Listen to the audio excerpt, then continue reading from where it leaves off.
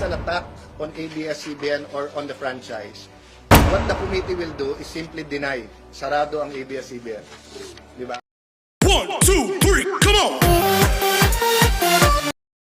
So what? We don't do the national budget because mas importante ABS.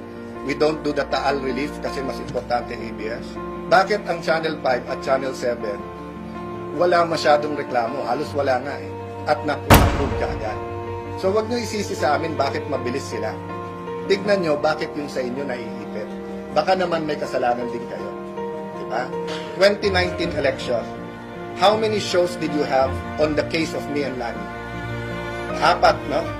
You only invited us once. 3 times kalaban namin. So walang bias kayo doon. Media can make or break political careers. And in 2010 and 2016, yan ang allegation sa ABS-CBN. Na nakialam kayo kung sinong gusto nyo maging presidente. Sa akin personal opinion ko, kung kinumpare mo yung hearing natin sa Senate, nagpila kung gaano kagaling ng ABS-CBN eh. Remember, your franchise was pending between the 16th Congress since 2014. For 2 years, once lang sila nag-hearing. Panahon ni President Aquino yon. Okay? Liberal ang majority nun. So, wala naman kayong sinabing dinidribble ng mga liberal yung franchise ng ABS. In the 17th Congress, 3 years, hindi rin na-take up. Wala naman nagsabing dinidribble. So ngayon, sinasabi, just because kaming dalawa ni Chico ay mahilig mag-basketball, dinidribble namin. You know? I respect people who think that way, but it's absolutely not true. I watched one time sa inyong broadcast, bakit ang 5 at 7 ay mabilis na pasa? Ibabalik ko ngayon sa management ng Channel 2. Kaya sinabi ko mag-soul searching kayo. Bakit ang Channel 5 at Channel 7 wala masyadong reklamo? Halos wala nga eh. At na-approve ka agad. So wag nyo isisi sa amin bakit mabilis sila. Tignan nyo bakit yung sa inyo naiipit. Baka naman may kasalanan din kayo. Diba? And that's why tayo mag-hearing. Para malaman natin kung meron o wala. So if it's just the natural friction between politicians and the news, then we should grant the franchise. But if there are violations of law that threatens our democracy, then the committee or the Congress has to do something about it. Yes, go ahead.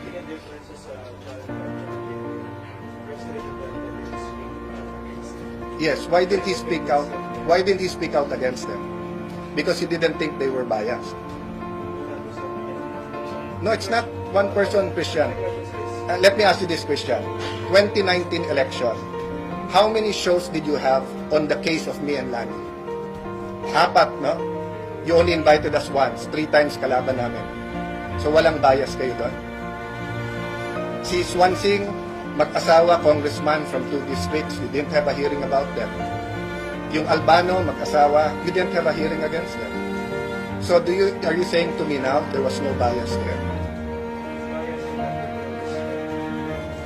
4 shows, 4 shows. So you don't think that I should ask that to you during the hearings?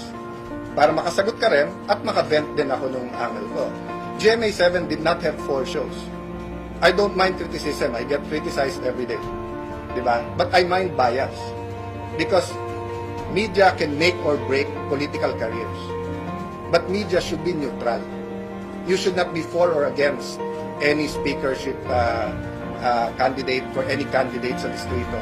You should not have presidential candidates. And in 2010 and 2016, yan ang allegation sa ABS-CBN na nakialam kayo kung sino gusto nyo maging presidente.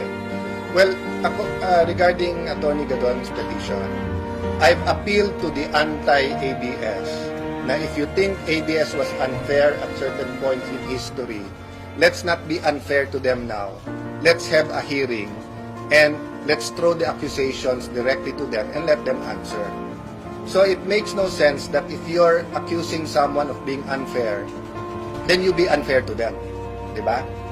So sa akin, pinakiusap ko sa ating kababayan, please don't stop us from doing our job.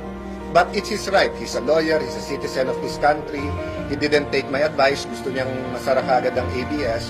But until the Supreme Court tells us that we should stop, and I don't think they will, because it's our it's part of our congressional responsibilities and duties and constitutional mandate to look into and grant franchises, no?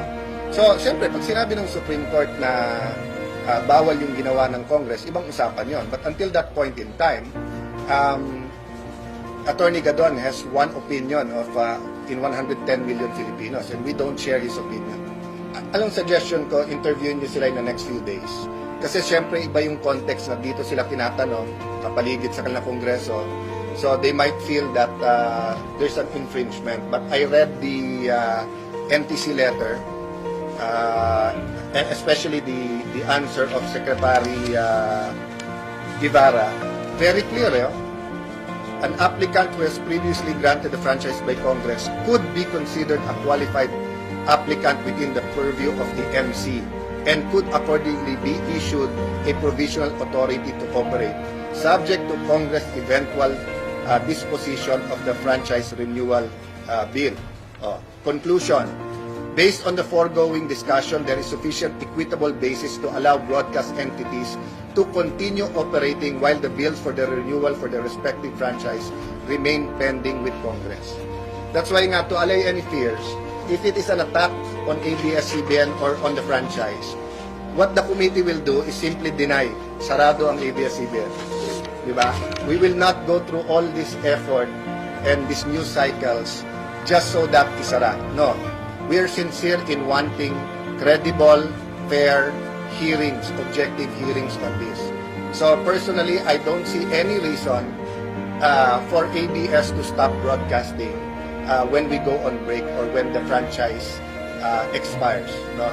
Until may final disposition nila, meaning granted o hindi granted yung bagong franchise.